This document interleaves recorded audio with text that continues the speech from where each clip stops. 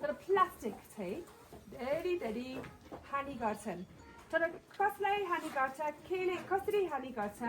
म पनि अब बुझाउन मन लागेको छु यो तपाईहरु अनुमान गर्नुस् कति समय लाग्छ यो क्वीनलाई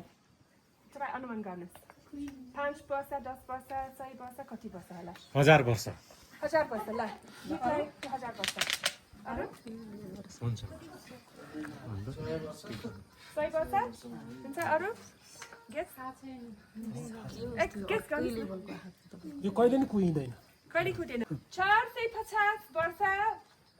कम्तीमा है भन्दा बढी समय लाग्छ है यो अलि यो छिटो यो वालाको अलि 450 देखि होला तर अनि क्यानहरु कति वर्ष लाग्छ यो क्वीनलाई प्रकृतिलाई हानि गर्छ कति होला गेस 800 वर्ष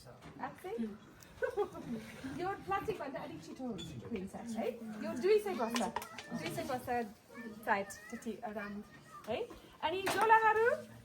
त्यस्तै ठुलो जोलाहरू है अनि पसलबाट किन्ने निलोवालाको कालोवालाको कति लाग्छ होला समय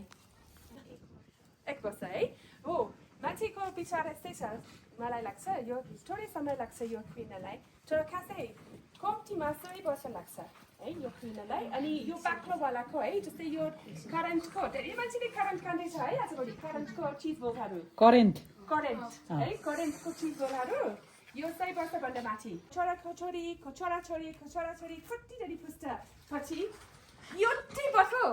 बेच्यो बाटोमा बेच्यो भने ओहो मेरो 100 वर्षको आफन्तहरूले